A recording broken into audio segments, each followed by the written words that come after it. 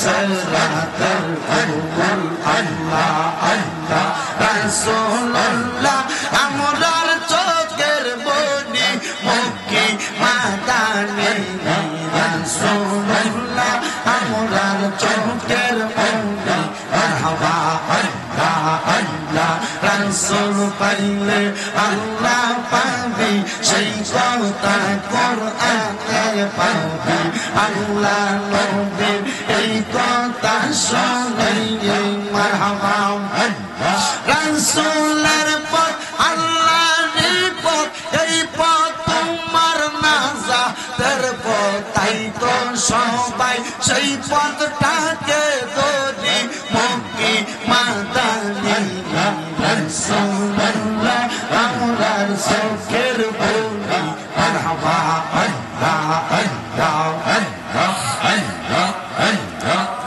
লা ইলাহা ইল্লাল্লাহ মুহাম্মাদুর রাসূলুল্লাহ সাল্লাল্লাহু আলাইহি ওয়াসাল্লাম আল্লাহুম্মা আমিন আল্লাহুম্মা আমিন আলহামদুলিল্লাহি রাব্বিল আলামিন আসসালাতু ওয়াসসালামু আলা রাসূলিল কারীম রব্বানা যালামনা আনফুসানা ওয়া ইল্লাম তাগফির লানা ওয়া তারহামনা লানাকুনান্না মিনাল খাসিরিন ইয়া ইলাহি রহম ফরমা মুস্তাফা की वास्ते खुले दे दरवाजाए रहमत गदा की वास्ते रहमतुल लिल आलमीन खत्मे रसूल जाने जगह अहमद हामिद मुहम्मद मुस्तफा की वास्ते मबूदो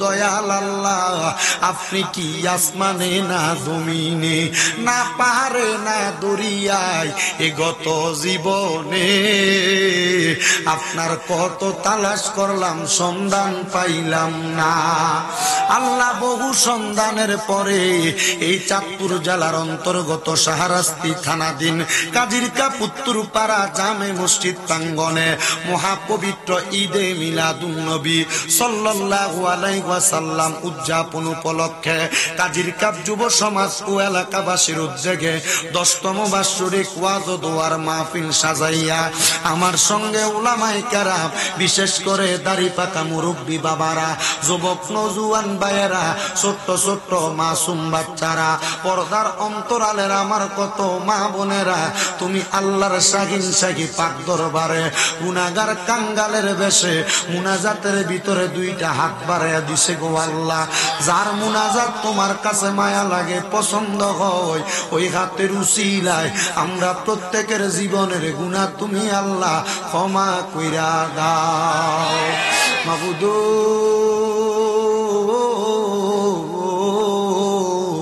আল্লাহ দুনিয়াতে এক দরজার মধ্যে ফকিররে যদি মানুষ ফিরিয়া দেয় ভিক্ষুকরে যদি মানুষ ফিরিয়া দেয় ভিক্ষুক যায়া আরেক দরজার মধ্যে হাত বাড়াই গো আল্লাহ আল্লাহ তোমার রহমতের দরজা থেকে যদি আমরা বান্দাদেরকে ফিরিয়া দাও বলো না গো আমরা বান্দারা আমাদের তো আর কোনো খোদা নাই আমরা কার কাছে যায়া হাত বাড়ামু দয়াল রে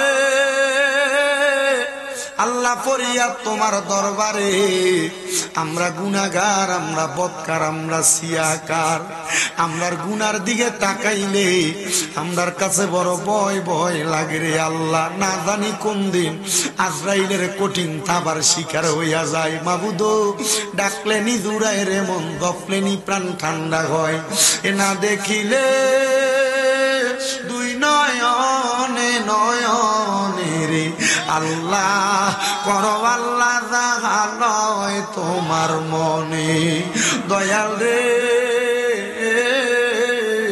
আজকের মুনাজাতে কে জানি হাত বাড়াইছে কার জানি জগতের মধ্যে বাবা নাই হাইরে বাবা যেই বাবা রিক্সা চালাইয়া মাটি কাইটা মাথার গাম পায়ে ফালাইয়া পরের বাড়িতে বদলার কাজ কইরা সন্তানরে মানুষের মতো মানুষ করার জন্য আব্বা নিজের রক্তরে পানি বানাইছে এমন আব্বা দাদের অন্ধকার কবরে রে আল্লাহ, আব্বার কবর জান্নাতের বাগান বানায়া দাও। মনিব কে জানি হাত বাড়াইছে, কার জানি জগতের মধ্যে মা নাই। হায়রে মা,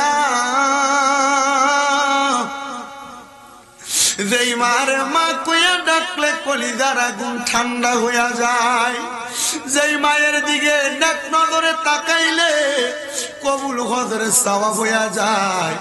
আল্লাহ কে জানি এমন মা দুঃখিনীর অন্ধকার কবরে শোয়া দিছে। আল্লাহ এমন মা যাদের অন্ধকার কবরে, আম্মার কবর জান্নাতের বাগান বানায়া দাও।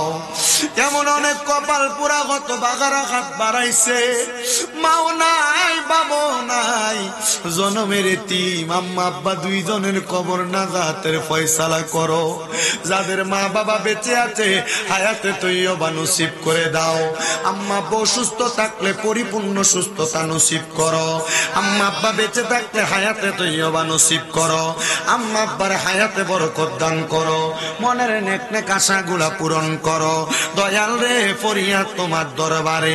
আজকের মাহফিলে যারা টাকা দিয়া, পয়সা দিয়া, শ্রম দিয়া, বুদ্ধি দিয়া, পরামর্শ দিয়া, মাইক দিয়া, লাইট দিয়া, প্যান্ডেল দিয়া, মিডিয়ার বাইরা সহ সম্মানিত শ্রোতা মণ্ডলী, পুরুষেরা, পর্দার অন্তরালের মা বোনেরা, বিশেষ করে তাবারুকের জন্য যারা দান করে সহযোগিতা করেছে, তাদের প্রত্যেককে তুমি কবুল মঞ্জুর করে নাও। এই মাহফিলের যুব সমাজ এলাকাবাসী 10তম মাহফিল করে। আল্লাহ কিয়ামত পর্যন্ত এই মাহফিল দায়েম এবং কায়েম রাখার তৌফিক দান করো। মরণ দিবা দুঃখ নাই, তবে বেঈমান বানায়া মরণ দিও না। আল্লাহ আমাদের প্রত্যেকের ব্যবসা বাণিজ্য কাজে কর্মে বরকত দাও। পড়ালেখার মধ্যে বিদ্যা বুদ্ধি বাড়ায়া দাও। আমার ফিলিস্তিনের গাজার মুসলমানদেরকে হেফাজত করো। সোনার বাংলাদেশের উপর তোমার কাছে রহমত বরকত দান করে দাও। আল্লাহ যতগুলা ফরিয়াদ করলাম, দরখাস্ত করলাম, কবুল মঞ্জুর করো। অনেকের চাকরি হয় না, ব্যবস্থা করো। বিদেশ যাওয়ার চেষ্টা করে যাইতে পারে না, ব্যবস্থা করো। অনেকের কন্যা বিবাহ দিতে পারে না, বিবাহের ব্যবস্থা করো। আর আমাদের প্রত্যেকের মরণের আগে আখিরি জবানে মধুর কালেমা পড়ে দিয়েন, লা ইলাহা ইল্লাল্লাহু মুহাম্মাদুর রাসূলুল্লাহ সাল্লাল্লাহু আলাইহি ওয়াসাল্লাম। জবান খুলে উচ্চ কণ্ঠে জোরে জোরে করা আলহামদুলিল্লাহ। আপনারা বলেন, মুনাজাত করে দোয়া চাইলাম একজনের কাছে, তিনি কি? আল্লাহ। ওই আল্লাহর প্রশংসা করলে লাভ আছে না নাই? কম না বেশি? বেশি লাভ হলে প্রশংসা কম হবে না বেশি হবে? ও বাজান আমার, আমি আর ডাইনে বামে যাচ্ছি না। আমার মাহফিল কমিটি 2টা সাবজেক্ট ধরায়া দিছে। 1 নাম্বার পর্দা, 2 নাম্বার মা বাবার খেদমত। আমি বুঝতেছি না কোন পর্দার ওয়াজ করব। ওয়াজে ঢুকেই দেখি মাহফিলের বাজারের ভিতরে বেরিয়ে ওয়াজের এলাকার মধ্যে প্রবেশ করে দেখি মায়াফেন বেপর্দা বাইরিতেছে। এ মুসলমান আসেন, আমি পর্দার ওয়াজ করলে আজকের মাহফিলের ভিতরে বহুত মুরব্বীরা ধরা খাইব। আমি পর্দার ওয়াজ করলে বহুত জিয়ের বাফেরা ধরা খাইব। আমি পর্দার ওয়াজ করলে বহুত জামাইরা ধরা খাইব নিজের বউয়ের কারণে। আমি পর্দার ওয়াজ করলে এখানে অনেক ভাইয়েরা ধরা খাইব তাদের বোনের কারণে। আমি জানতে চাই, ওয়াজ যদি কারোর উপরে পরে বেজার হইবেন আপনারা?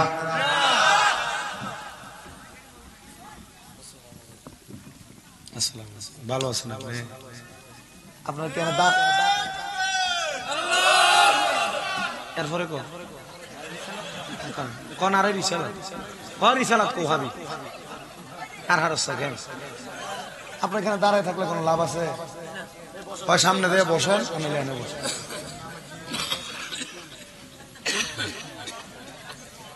আল্লাহ কবুল করুক, আমিন কন। মহাব্বতে কোন আমিন।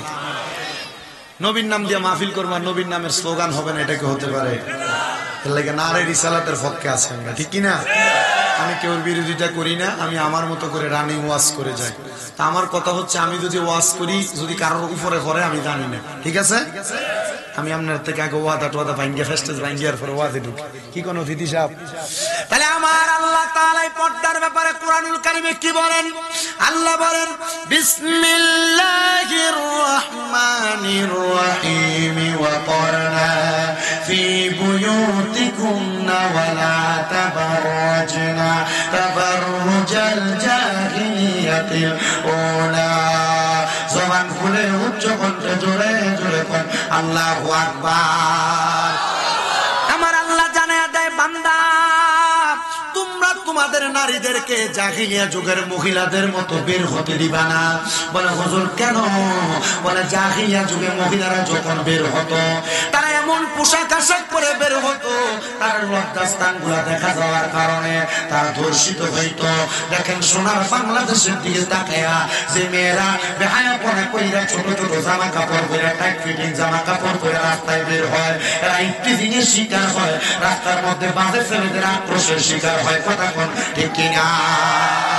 আমি বলবো রে আমার কাজীর এলাকার পর্দার অন্তরালের আমার আম্মু জিরা গো, তোমরা যারা আমার বয়ান শ্রবণ করতেছ, আল্লাহ তাআলার কোরআন রাসূলের পাকের হাদিস মোতাবেক, আল্লাহ তাআলার কোরআন রাসূলের পাকের হাদিস মোতাবেক একটা মহিলাকে অনেক সম্মান দিয়েছে, ইজ্জত দিয়েছে। যদি তুমি তা পালন না করতে পারো তোমার ইজ্জত তুমি হারাইবা। বাংলাদেশে ইফতিজিং এর শিকার হচ্ছে অনেক মেয়েরা। গত কয়েক 5 দিনের একটা অবজারভেশন দেখলাম, মাত্র 85 জন 5 দিনের ভিতরে ধর্ষণের শিকার হয়েছে। ও মুসলমান, তোমার বোন তোমার মা যদি নিরাপদ না থাকে, ধর্ষণের শিকার হয়, তাহলে সোনার বাংলাদেশে মহিলারা কেমনে চলাচল করবে?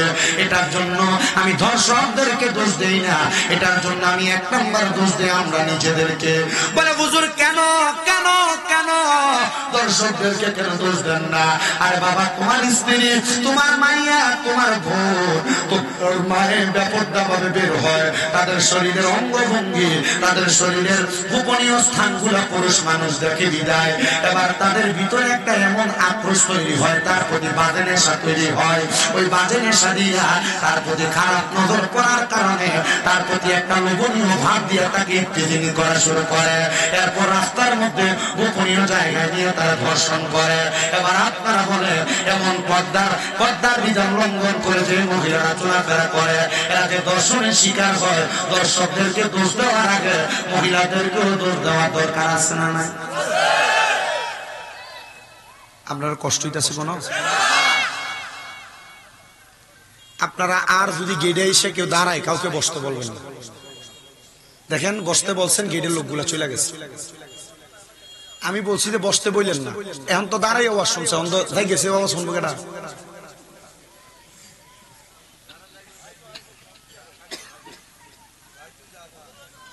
কেউ বসতে বললেন না, ঠিক আছে? আপনি নিজে বইয়ে দেবেন, মাহফিল কমিটি কেন বাপ সাহেব বোঝা যায়। তাহলে মা বোনেরা পর্দা করার দরকার আছে না নাই? এ মুসলমান, কেন তুমি তোমার মাকে তোমার বোনকে পর্দা করাইবা? আমি একটা ছোট্ট কথা বললে আপনি বুঝতে পারবেন। একটা মেয়ে যদি বেপর্দা থাকে, ওই মেয়েটা একা দুজকে যাবে না। ওই মেয়েটা দুজকে যাওয়ার সময় কমসে কম 4 জন ব্যক্তিকে নিয়ে দুজকে যাবে। 4 জন। কয়জন? আপনারা একটু হিসাব মিলাইবেন। আপনি নিজে দুজকে যাবেন কিনা হিসাবটা মিলাবেন।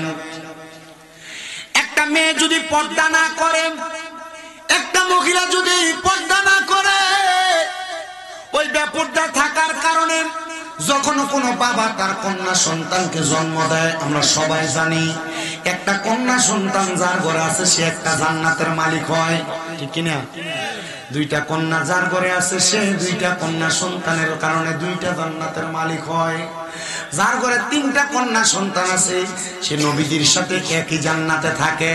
কিন্তু বাবা, আপনি মাইয়া জন্ম দিলেন, কথা সত্য, আপনার মাইয়াটা গায়ে হলুদের অনুষ্ঠানে যে তিরিং বিরিং করে নাচে, আপনি মাইয়া জন্ম দিলেন, কথা সত্য, আপনার মাইয়াটা ওই যে কি বিরিজ জানি কোহেনে না গেলে প্রত্যেক বৃহস্পতিবারে শুক্রবারে ভালো লাগে না। আব্বা আপনি মাইয়া জন্ম দিয়েছেন কথা সত্য, আপনার মাইয়াটা ঘুমটা ছাড়া রাস্তা দিয়ে হাঁটে, শাড়ি কাপড় পরে মাথা দেখায় দেয় হাঁটে, বোরকা পরে টাইট ফিটিং বোরকা, জামা পরে ছোট্ট ছোট্ট। এ মাইয়ার কারণে জান্নাত তো পাবেন না।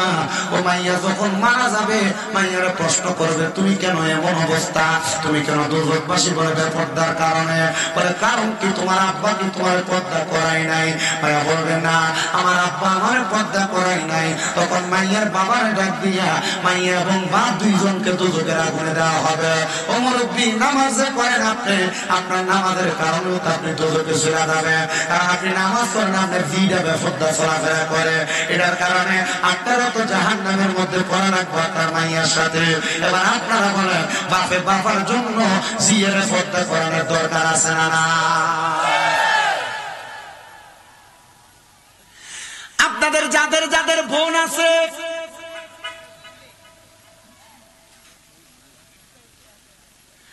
আপনাদের যাদের যাদের বোন আছে, আপনারা বোনকে মোটর সাইকেলের পেছনে নিয়ে নিয়ে ঘুরেন। আপনার বোন ঈদের মার্কেট করতে যায়, যে সামনে ঈদ আসতেছে, ঈদের মার্কেটে গেলে পুরুষের চাইতে বেশিরভাগ মহিলা বাজারে বাজারে দোকানে দোকানে ঘুরে। আপনি তাকে দেখেন এগুলো আপনার বোন, আপনার বউ, আপনার মা, আপনার জিয়ে চলে। এ সারা স্ত্রীর কাদির কাপড়ে মহিলারা ঈদের সময় যারা ব্যাপকটা ভাবে ঘুরবা, বহু মহিলার খবর এমনও পাওয়া যায় ঈদের মার্কেট করতে দেয়া হ্যাঁ দেয়া গেছে গা, রোজাটাও রাখতে পারে না, ভানি খেয়ে ভেঙে গেলা।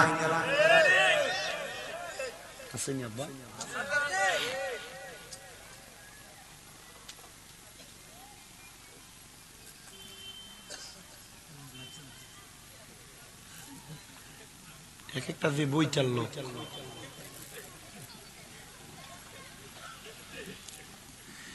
তাহলে আপনারা মনে রাখবেন, আপনারা যারা কোন বোনের ভাই আছেন আপনারা আপনাদের বোনকে পর্দা করাইবেন। কারণ একটা বোন যদি পর্দা না করে তাহলে ভাই তার জন্য জবাবদিহিতা করা লাগবে। আপনার আন্ডারে যতদিন আপনার বোন চলাফেরা করবে, এবার বলেন ভাইয়ের জাহান্নামের আগুন থেকে বাঁচার জন্য তার বোনকে পর্দা করানোর দরকার আছে না? না।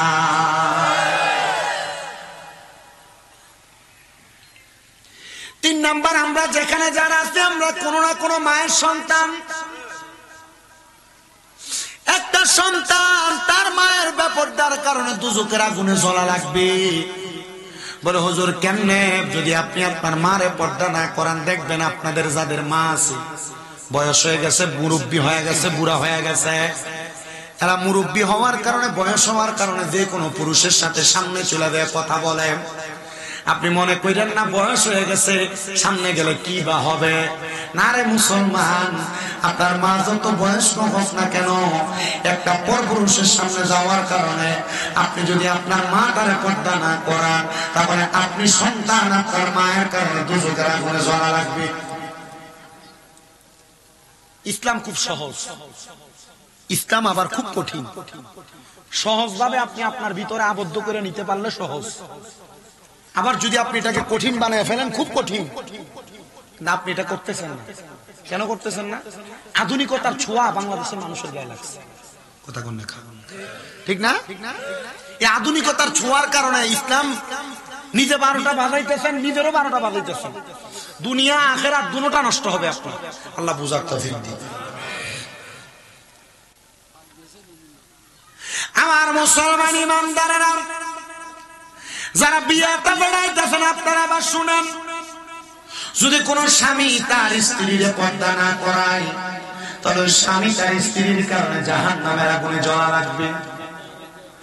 এই জন্য আপনার কাছে আমার আবদার, যারা বর্তমান জামানার সোশ্যাল মিডিয়ার যুগে বিয়েটা যেই দিন হয়, জামাই বউ এক লগে একটা ছবি তুলে ফটোমি ফেসবুকে গট মেরিড,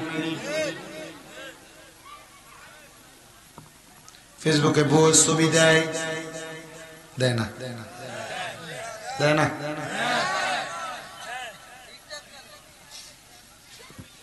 বাড়তি কথা, আমি যেটা জিজ্ঞাসা এটা উত্তর দিই। তোরও তো টিকটক আইডি আছে।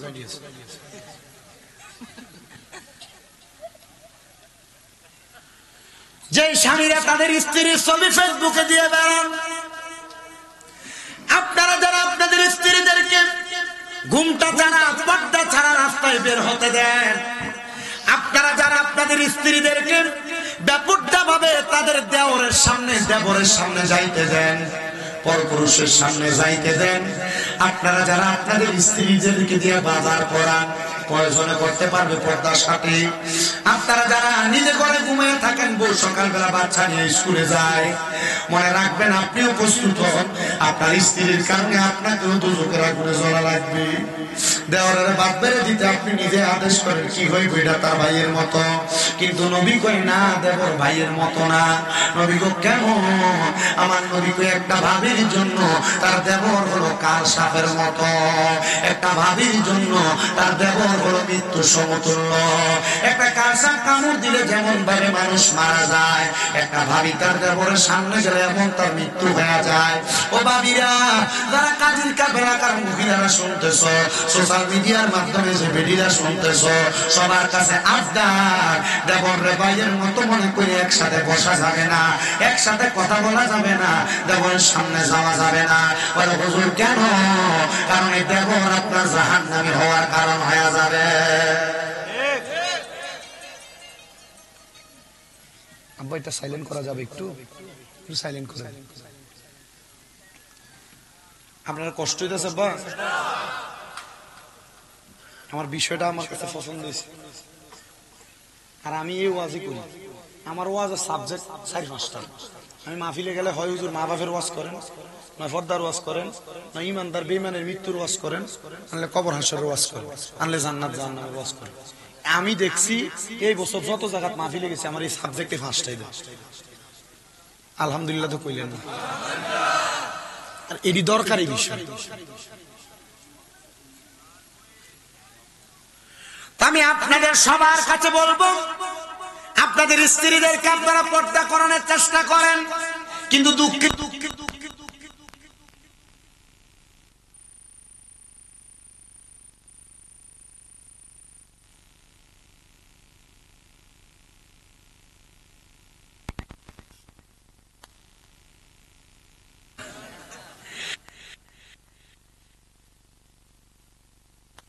ঢাকনা দিয়ে থাকা লাগবে। আপনার বউ আপনার কথা শুনবে না। বলো হুজুর কেন শুনবে না? কারণ আপনি নিজে নামাজ পড়েন না, আপনি নিজে রোজা রাখেন না, আপনি ইসলামের শরীয়তের বিধানগুলো মেনে চলেন না, আপনার বউ আপনার মানে না। সবার কাছে আমার আবদার, মুসলমান ইমানদার, এই বেপরদার কারণে আল্লাহ দুনিয়া তো আযাব দেয়, আখিরাতে আযাব দেয়। আপনাদের যাদের মেয়ে, যাদের স্ত্রী, যাদের মা, যাদের বোন বেপরদা চলে, মনে রাখবেন কোন বাবা যদি মেয়ের বেপরদা বানায় কবরে যায়, ওই বেপরদা মেয়ের কারণে বাবার কবরে আযাব হবে। কোন ভাই যদি তার বোনকে বেপরদা বানায় কবরে যায়, ওই ভাই বোনের কারণে ভাই কবরে আযাবে জ্বলবে। কোন সন্তান যদি মায়ের বেপরদা রেখে দিয়ে কবরে যায়, ওই মায়ের কারণে ওই সন্তান দুজকের আগুনে জ্বলবে। কোন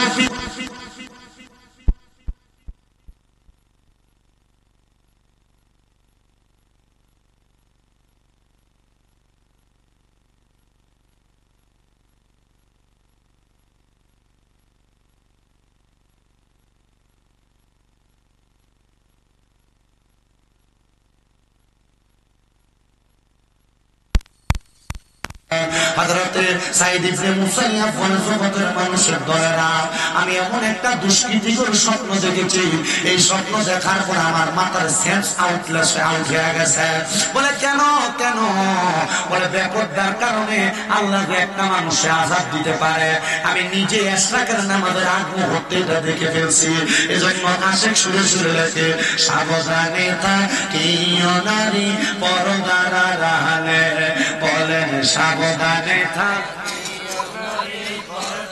ওরে হাদিসে হারামে লেখে অন্য দেখিলে, হায়রে হাদিসে হারামে লেখে অন্য দেখিলে, সাবধানে থাকিও নারী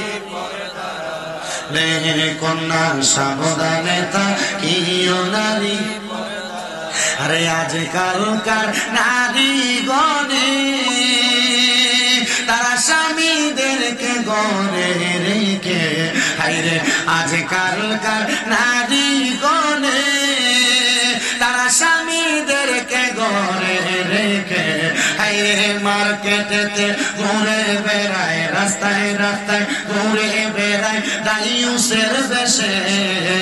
সাবধানে তার কিও নারী পর্দার আড়ালে, বলেন সাবধানে থাক।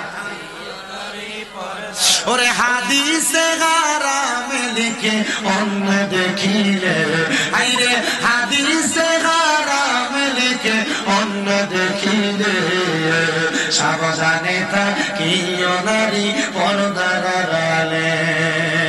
আরে নারীদেরও রূপ দেখিয়া কত পুরুষে যায় মাতালে হইয়া,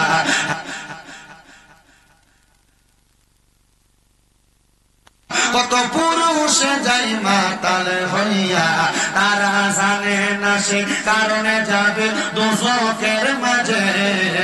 সাবধানে থাকিও নারী পর্দার আড়ালে, বলে সাবধানে থাকিও নারী পর্দার আড়ালে। হযরত সাঈদ ইবনে মুসাইয়াব বলেন, আমি রওনা করলাম আমার বলখ এলাকার মসজিদের মধ্যে, আমি ফজরের নামাজ আদায় করব। সাঈদ ইবনে মুসাইয়াব বলেন, আমি ফজরের নামাজ আদায় করে প্রত্যেক দিন সূর্য ওঠার আগ পর্যন্ত নামাজের মুসল্লা থেকে উঠতাম না। বলে কেন? আমার নবীজি ফজরের নামাজ পড়ে সূর্য ওঠার আগ পর্যন্ত নবীজি নামাজের মুসল্লাতে জিকির আজকার করতেন। নবীজি ততক্ষণ নামাজ মুসল্লাতে করতেন না যতক্ষণ সূর্য ওঠার সাথে সাথে আমার নবীজি 2 রাকাত ইশরাকের নামাজ না পড়তেন। নবীজি ইশরাকের নামাজটা কেন পড়তেন? আমরা ফজরের নামাজও পড়ি না, আবার ফজরের নামাজ কোন রকম পড়লে মুরগি যেমন ঠুকর দিয়া দিয়ে আদার খায়, কোন রকম সেজদা গুলা দিয়ে আমরা তাড়াতাড়ি বাড়িতে চলে যাই। কিন্তু আমার নবীজি ফজরের নামাজ আদায় করে নামাজের মুসল্লা থেকে উঠতেন না। নবী আমার সূর্য ওঠার আগ পর্যন্ত নামাজের মুসল্লাতে বসে থাকতেন। জোরে কর সুবহানাল্লাহ। আমার নবী ইশরাকের নামাজ পড়তেন। হযরত সাঈদ ইবনে মুসাইয়াব বলেন, আমি ইশরাকের নামাজের জন্য অপেক্ষা করলাম, কিন্তু আমার এই দিন চোখের মধ্যে একটু ঘুম ঘুম ভাব। এই ঘুম ঘুম ভাব যখন আমার চোখের মধ্যে, আমি একটু হতাশাগ্রস্ত হয়ে গেলাম।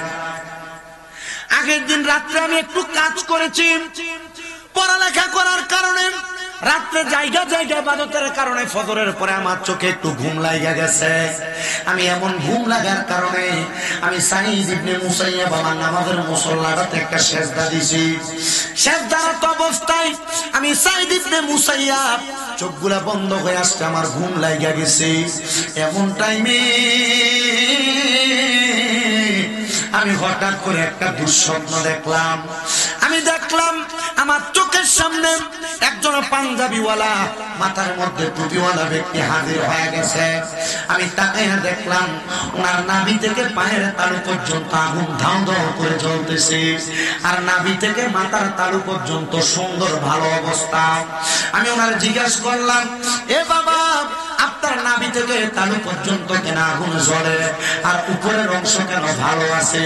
উনি আমার উত্তর দেয়, হুজুর, আমি স্বপ্নে আপনাকে এই জন্য দেখা দিয়েছি যদি আপনার কারণে আল্লাহ তাআলা আমার কবরের আযাবটা মাফ করে দেয়।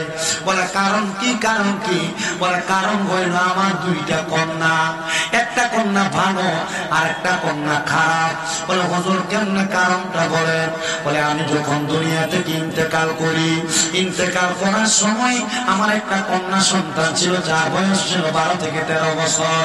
ইন্তেকাল করার সময় আমার স্ত্রীর গর্ভে একটা সন্তান ছিল, যে সন্তানটার গর্ভে থাকা অবস্থায় বয়স ছিল 5 মাস। আমার 13 বছরের কন্যাটারে আমি নামাজি বানাইছি, কোরআন পড়নেওয়ালা বানাইছি, রোজা রাখনেওয়ালা বানাইছি, পর্দাশীল বানাইছি।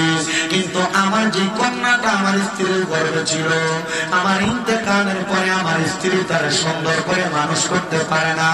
যুগের হালের পরিবর্তনের কারণে আমার মেয়েটা বেপরদা ঘুরে বেড়ায়, আমার মেয়েটা মানুষের সঙ্গে অশ্লীল আচরণ করে, বাজে ব্যবহার করে। ওদের আমার ভালো মেয়েটার কারণে আল্লাহ তাআলা আমার শরীরের অর্ধেক অংশ ভালো রাখছে, কিন্তু যে মেয়েটা বেপরদা, এই মেয়েটার কারণে আমার শরীরের আধাটা অংশ আগুনে দাও দাও করে জ্বলতেছে। জোরে জোরে বলেন বাবা নাউজুবিল্লাহ। সাইদ ইবনে মুসাইয়্যিব বলে, আল্লাহ,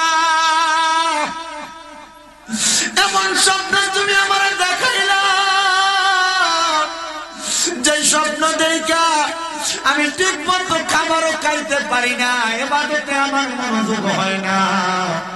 সাইদ ইবনে মুসাইয়্যিব মনে মনে চিন্তা করে উদ্যোগ নিলে, কোনো জবাব দেয় না। দ্বিতীয়বার সালাম দিলাম, আসসালামু আলাইকুম ওয়া রাহমাতুল্লাহ, আমার সালামের কোনো জবাব দেয় না। আমি তৃতীয়বার সালাম দিলাম, আসসালামু আলাইকুম ওয়া রাহমাতুল্লাহ, আমার সালামের কোনো জবাব না দিয়া আমি দেখলাম দরজাটা খুইলা একটা মেয়ে বের হইয়া তার হাতের মধ্য থেকে অনেকগুলো ময়লা পানি আমার গায়ে মেলা মারছে, আমার গায়ে ফিক্কা দিছে, আমার গাটা ময়লা হয়ে গেছে। আমি রাগান্বিত হইলাম, আমি আর তাদের ঘরের সামনে দাঁড়াইলাম না, আমি তাদের ঘরের সামনে থেকে ফিরা আমি পশ্চিম পিছনের দিকে যাইতে লাগলাম। এমন টাইমে হঠাৎ করে শুনলাম একটা মেয়ের কণ্ঠে আমার সালামের জবাব দেয়, ওয়া আলাইকুমুস সালাম ওয়া রাহমাতুল্লাহি ওয়া বারাকাতুহু। আমি সালামের জবাব পাইলাম, রাগান্বিত হইয়া আমি তার দিকে ফিরে তাকাইলাম না, আমার আবার জবাব দেয়, ওয়া আলাইকুমুস সালাম ওয়া রাহমাতুল্লাহি ওয়া বারাকাতুহু। আমি আবার তার দিকে ফিরে তাকাইলাম না। আমি তিনবার সালাম দিয়েছি, আমার তৃতীয়বার আবার সালামের জবাব দিছে, ওয়া আলাইকুমুস সালাম। তিনবার সালামের জবাবটা পাইয়া আমি তারপর ফিরে তাকাইলাম না, কিন্তু আমি দেখলাম তিনবার সালাম দেওয়ার পরে চতুর্থবার ওই মেয়েটি কণ্ঠে আমার জবাব দেয়, আসসালামু আলাইকুম ওয়া রাহমাতুল্লাহ। আল্লাহু আকবার। উনি তিনবার সালাম দিছিলেন, ওনার জবাব উনি তিনবার ফেরত দিছেন, কিন্তু যখন ওই মেয়ের জবাব পাইও উনি ফিরে তাকান নাই। উনি যখন পাইলেন আরেকবার ওনার সালাম দিছে, চতুর্থবার এই সালাম পাই উনি জবাব দিছেন। উনি বলেন, আমি মেয়েটার দিকে ফিরে তাকাইলাম না, পেছনের দিকে আমি 20 কদম হেঁটে হেঁটে গেলাম। পেছনের দিকে 20 কদম হেঁটে যাইলাম। আমি মেয়েটাকে বললাম, মা, তুমি আমার জন্য গায়রে মাহরাম। গায়রে মাহরাম মানে আমি তোমাকে দেখতে পারবো না, তুমি আমারে দেখতে পারবা না। ও বাবা, বাংলাদেশে আমরা যারা বসবাস করি, আমরা না শুধু মুসলমান যারা দাবি করে, তাদের জন্য মাহরাম ব্যক্তি হলো 14 জন ব্যক্তি। এই 14 জন ব্যক্তি যারা অন্য কোন নারীর দিকে কোন পুরুষ মানুষ তাকাইতে পারবে না, জিনার গুনাহ হয়ে যাবে। বলে, হুজুর, তাকানো তো লাগে রাস্তাঘাটে, দোকান পাটে, একবার নজর পড়লে আপনি আপনার চোখ ঘুরে দিবেন। কিন্তু আমরা মুসলমান এমন জাতি, এরা একবার নজর পড়লে এমন ভাবে ছায়া দেয়, বলে একবার সামনে শরীরের আকার আকৃতির সব গঠন বলে দিতে পারে। আপনার খারাপ লাগতেছে? এ বেটাটা কই যায়? বেটাটা কি তো যাক যাক যাক যাক যাক, যে উত্তর দিছে বাবু।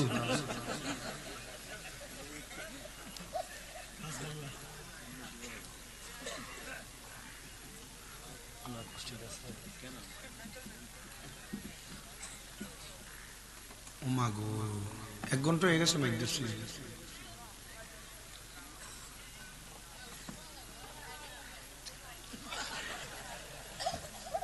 সবাই পরে আলহামদুলিল্লাহ। আমার কাছে একটা জিনিস ভালো লাগতেছে, কেন জানেন? আমি আইসা দেখছি অল্প কটা মানুষ, না আমি যখন ঢুকতেছি তাকবীরের লোক দেখছি আপনারা কেমনে মারমার করে চলেছে। আমার কাছে খুব ভালো লাগছে। আলহামদুলিল্লাহ পরে আমার বক্তব্য পরে আমি মরে গেলে 2 বছর 3 বছর পরে আমার ভুলে যাবেন। আমার এই একটা কথা যদি আপনি মনে রাখতে পারেন, এটার কারণে যদি আপনি নাজাত পান, মরার পর যদি একটা কাজের কারণে আপনি জান্নাত পেয়ে যান, আপনি টোয়াই আমার জান্নাত লয়ে যাই। আমার এটাই দরকার। রাজি আছেন না ইনশাআল্লাহ? আল্লাহ সব মুসলমানদের কবুল করুন। আলহামদুলিল্লাহ, ভালো লাগছে।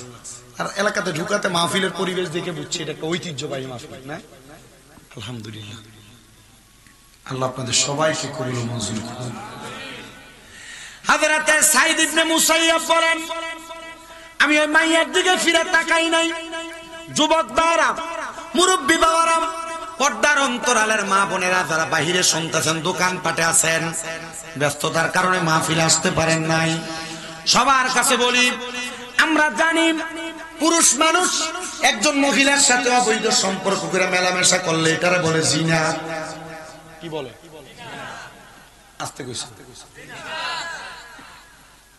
আর বিবাহিত পুরুষ অবিবাহিত নারী হোক বিবাহিত নারী হোক তার সাথে মেলামেশা করলে এটারে বাংলা ভাষায় ফরকিয়া বলে। বিবাহিত নারী অবিবাহিত হোক বা বিবাহিত হোক এমন পুরুষের সাথে মেলামেশা করলে এটাকে পরকিয়া বলে। বড় অবাক হবেন, আমার কুমিল্লা চান্দিনার একটা ছেলে ফোন দিছে ওমান থেকে। ছেলেটা আমার ফোন দিয়া কই, হুজুর যদি সময় থাকে আপনার কাছে আমি একটা কষ্টের কথা বলতাম। আমরা প্রবাসী মানুষ, প্রবাসীরা অনেক কষ্ট নিয়ে থাকে। আমি জিগাইলাম, ভাই সময় আছে, তবে এখন না, আগামীকালকে জোহরের পরে সময় কল দিয়ে আমি আপনার কথাগুলা শুনবো। পরের দিন ঠিক জোহরের সময় এসে আমার কল দিয়া বলে, হুজুর আমরা প্রবাসীদের মনের কষ্টগুলো একটু মাহফিলে বলে। আমি জিজ্ঞাসা করলাম কারণটা কি? হুজুর আমি বিবাহ করেছি আজকে 4 বছর হয়। হুজুর আমি বিবাহ করার পরে আমার 2টা সন্তান দুনিয়াতে জন্ম হয়েছে। না, আমি বিবাহ করেছি 8 বছর হয়, আমার 2টা সন্তান জন্মগ্রহণ করছে। একটা সন্তানের বয়স হলো 6.5 বছর, আর একটা সন্তানের বয়স হলো 4 বছর। হুজুর আমি বিদেশ করি, কথা সত্য, আমার ইনকামের সব টাকা পয়সা আমি আমার বউয়ের অ্যাকাউন্টে পাঠাই। হুজুর গত 3 দিন আগে আমার স্ত্রীটা আরেকটা পাশের বাড়ির ছেলের সাথে পালায়া চলে গেছে। আমি দেখলাম সে কান্না করতেছে, এমন ভাবে ঢেকুর দিয়া দিয়া কান্না করতেছে। তার কান্নার আওয়াজ শুনে আমি বুঝতে পারলাম তার মনে বড় কষ্ট। আমি কইলাম, যা বেড়া কান্দিস না বেড়া, বউ একটা গেছে, বিদেশি মানুষ টাকা পয়সা ইনকাম করার একটা বিয়ে করতে পারবা।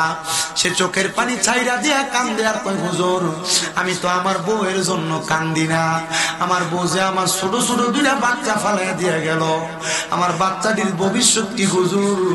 আমার বাচ্চাটি তার মার পরিচয় কেমনে দিব? বড় হইলে তো মানুষ আমার বাচ্চাটিকে সি দিব যে তোর মা অন্য বেড়ার সাথে চলে গেছে। এমন অনেক প্রবাসীরা মাঝে মাঝে বিচার দেয়। আরে আমার পর্দার অন্তরালের যে মহিলারা শুনতেছো, স্বামীর সাথে একটু কথা কাটাকাটি হইলে তোমার জামাই বিদেশ থেকে কল দিলে কল ধরো না। তোমার স্বামী বিদেশ থেকে কল দিয়ে কথা বলতে চাইলে তুমি বাচ্চারে দিয়া কল রিসিভ করাও। মনে রাখেন রে বাবা, যে মহিলারা স্বামীর মনে কষ্ট দেয় এই মহিলারা কোনোদিন জান্নাতে যাইতে পারবে না। যে মহিলারা স্বামীর মনে কষ্ট দেয় জান্নাতে যেতে পারবে না। কেন? কারণ রহমতের নবীর ঘোষণা, একটা মহিলা জান্নাতে যাওয়া বড় সহজ। 4টা কাম যদি করে মহিলা জান্নাতে যাবে। 1 নাম্বার যদি নামাজ পড়ে, 2 নাম্বার রোজা রাখে, 3 নাম্বার লজ্জাস্থানের হেফাজত করে, 4 নাম্বার স্বামীর আদেশ মাইনা চলে। এই কাজগুলা যদি কোনো মহিলা করে মহিলা জান্নাতে যাবে। রাসূল পাক তার জান্নাতের জিম্মাদারি নিবেন। কিন্তু আমরা বেডিয়া জামাইর লগে যদি আল্লাহ রহমতে যদি দিনের বেলা ঝগড়া হয়, রাত্রে বেলা না মাঝখান দিয়ে কোলবালিশ, যদি দিনের বেলা ঝগড়া হয়, আগে বাচ্চা এক সাইডে ঘুমাইতো, জামাই এক সাইডে ঘুমাইতো, এদিন গেল বাচ্চা মাঝখানে। কথা কয় না? অনেকে চিন্তা করতেছে, হুজুর কথা তো উচিত কিন্তু কইতে পারি না। ঠিক আছে, বক্তব্য কি?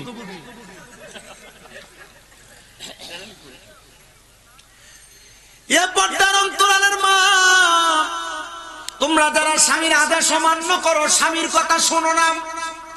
বহু মহিলারা স্বামীর কথা আরো বাধ্য হইয়া জামাই ঘুমে থাকতে পুরা ঠাকুর বাজার সারাস্তি বাজার ঘুরে চলে, জামাইয়ের খবরও থাকে না।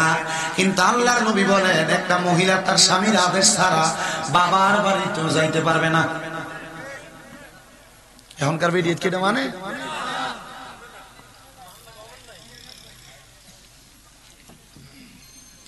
বাবা ভাইয়েরা বন্ধুরা আমার, তো যেই কথার মধ্যে ছিলাম ধারাবাহিক ভাবে আপনি মেয়েদের দিকে তাকাইবেন না। কেন? মেয়েদের দিকে তাকাইলে আপনার আমল নামায় জিনার গুনাহ হবে। কি গুনাহ? আব্বা কাসম বললে কো এটার ভিতরে বেরিয়েতে ছবি আইনি, আইও চালাই আইয়ে না, যেমন আইয়ে। ওই যে যেটা বলতেছিলাম, মেলামেশা করলে শুধু জিনা হয় না, একটা পুরুষ মানুষ তার চোখ দিয়ে তার গায়রে মাহরাম কোন মহিলার দিকে যদি তাকায়, তাহলে পুরুষের চোখের জিনা হয়। তোমরা যারা প্রেম প্রীতির সম্পর্কে লিপ্ত, স্বাভাবিক ডিজিটাল অনকালার ফুলাইন এটি করে, আমরা কথার কথা কইলাই না, এখনকার ফুলাইন এটি করে। মনে রাখবেন, আপনি যদি আপনার মুখ দিয়ে কোন অবৈধ মহিলার সামনে অথবা আপনার মানে অপরিচিত পরিচিত গায়রে মাহরাম মহিলা, আপনি তার সঙ্গে যদি আপনি আপনার মুখ দিয়ে কথা বলেন, কান দিয়ে শোনেন, তাহলে আপনার মুখের জিনার গুনাহ হবে, আপনার কানের জিনার গুনাহ হবে। কোন পুরুষ যদি দেখা করতে তারা তা শুনে রাখো, কোন পুরুষ যদি তার পা দিয়ে কোন মহিলার সঙ্গে মেলামেশা করার জন্য, মিলিত হওয়ার জন্য হাইটা যায়, তার পায়ের মধ্যে জিনার গুনাহ লেখা হবে। ও মুসলমান, এই জিনার গুনার কারণে আমার আল্লাহ তাআলা তোমারে কঠিন শাস্তির শিকার করবে, কঠিন শাস্তির শিকার। কিন্তু আমরা জিনা ব্যভিচারটারে সমাজের একটা নিয়ম বানাইছি, বলে হুজুর কম সময় জিনাটা বেশি হয়। 1 নাম্বার বাজারে আর মার্কেটে, 2 নাম্বার আমাদের এলাকার বিয়া মুসলমানি গা হলুদের ভিতরে দেখবেন ফুটের বোন আছে, ওরে ঠ্যাঙের উপর ঠ্যাং তুলে যায়।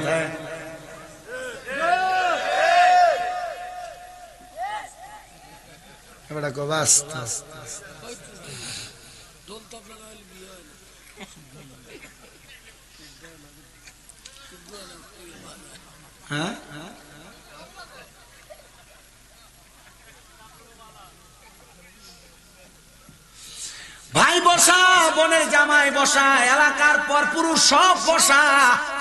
মাইয়া কত সুন্দর জামা কাপড় লাগে, কাপড় পরে আইসা নাচতাছে, তো তুমি গুনার ব্যবস্থা করে দিলা। দেখবেন এই ডিজে পার্টির কনসার্ট করে, গান বাজনা করে। আমার এই এলাকার ইমাম সাহেব বিয়ার ভিতরে যে দোয়া করে, আল্লাহ এই বিয়ার মাধ্যমে যে সন্তান হবে তার একটা নেক সন্তান বানাইয়া দিও। গান বাজনার মতো হারাম কাম করে বিয়া করাইলো, এটার ভিতরে নেক সন্তান হবে আল্লাহর কসম। এর জিফুতে বড় হইয়া মা বাপরে কোনদিন বাদ দিত না।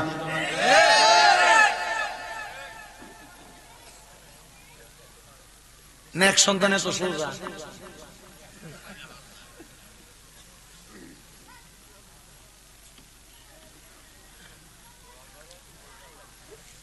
কি তাই যে করি না কি, আচ্ছা যাইয়ে না।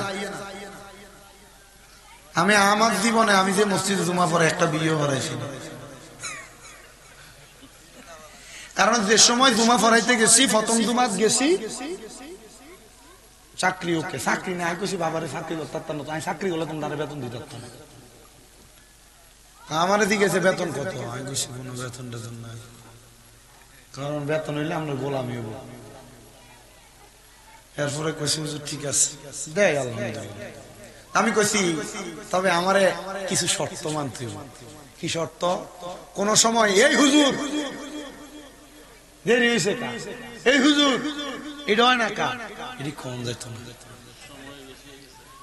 আর মসজিদের মতো আল্লি যে বেড়া, সরি সভাপতি যে বেড়া, এবার আরো কইছে হুজুর 1 জুমা আইছেন না, 2 জুমা আইছেন না, 3 জুমা আইছেন না, 5 জুমা আইছেন না, হুজুর 6 জুমা শোনা লাগবে। কিন্তু 5 জুমা অনুপস্থিত থাকবেন, যে কোন একজন হারাই দিয়ে পরে আম নাইলে চলবে। এমন তো মসজিদ কমিটি আর আছে। আমি কইছি যতদিন সম্মান দিবেন ততদিন আমার কাছে আছে, আমার সম্মান শেষ, আসসালামু আলাইকুম, আমার চাকরি মেয়াদ শেষ। আপনারা হয়তো দেখছেন ইউটিউবে অনেকে মসজিদ 1টা থেকে যে বার হইছে, মসজিদ কমিটির ইজ্জত পানিবাদ। কারণ এটার আর একটা কারণ আছে, আমরা সমাধান করা মসজিদ কমিটির সভাপতি ওই সুদ, মসজিদ কমিটির সেক্রেটারি ওই ঘুষ, এলাকার সর্দার মাথা বড় সুদখোর আর ঘুষ। এডি ইমাম মুয়াজ্জিনের দাম দিয়ে কথা কইবে, এটা আমি মানি না, এটি জীবন। কারণ এ খায় সুদ, খায় ঘুষ, এ বড় হক খাইয়ে ফেড, এটার ভিতরে এত বড় এরেছে, এর ভিতরে থাকবে তো বতা সরল।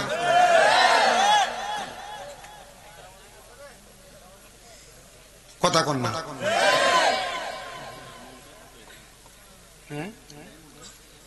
আমার এই রমজান নাইতেছে সামনে, আর একটা কথা ভেঙে দিয়ে যাই।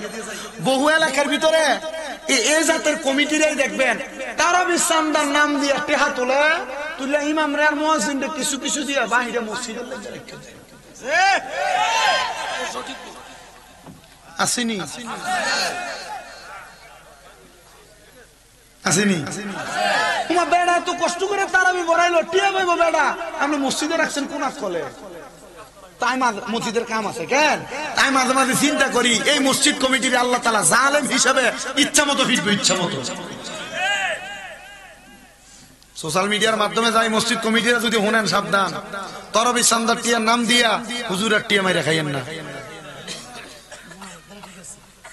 আপনারা খুশি যারা খায় তারা গায়ে হবে আসেনি কথা কান আসেনি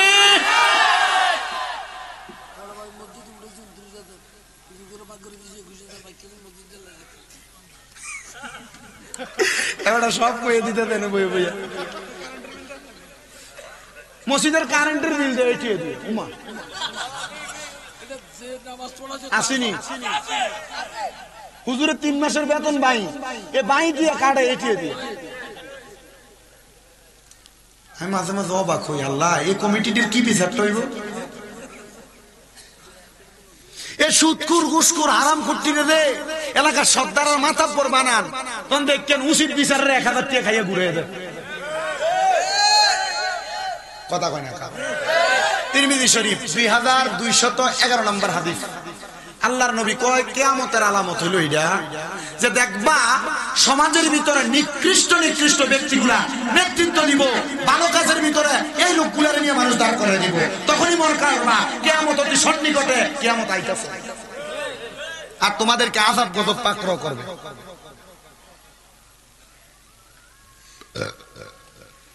রে তুমি জানতে ইশারা দাও কিত্তি ইশারা দিছ ইশারা দিছ রে কিত্তো আইও আগে না বই থাক আল্লাহ আমারে কবুল করেন জোরে পড়েন আমিন আর মহব্বতে পড়েন আমিন তো কথা কোনটাতে ছিলাম এরি তো কই হইলস জিনার বিষয়ে ছিলাম জিনা না ওই হুজুররা যে দোয়া করে এই দোয়া হ্যান জায়গাতে আছে তাইলে এই গান বাজনার মাধ্যমে আপনি যে জিনা ব্যভিচারের ব্যবস্থা করে দিতেছেন আপনি যে এটার আঞ্জাম দিতেছেন মনে রাখেন এরা যে গুনাহগার হইবে কইরা আপনার ব্যবস্থা করে দেওয়ার কারণে সেম গুনাহগার হইবে কথা কয় না বাড়ির মুরব্বিরে যদি জিঙ্গা কিও কাকা মসজিদের লগের বাড়িটার ভিতরে গান বাজতে সামনে কিছু করেন না কইছে ওলাইন্ডি কথা না কেন ফেসবুকের ভিতরে দেখলাম কোন মুরব্বী জানি রাতটা গান বাজাইছে দেখে দাও লই হারিছে স্টেজের সামনে আল্লাহ কোন দিন আমাদেরকে বোঝার সে সহি বুঝ দান করবো এটা আল্লাহ তাআলা ভালো জানেন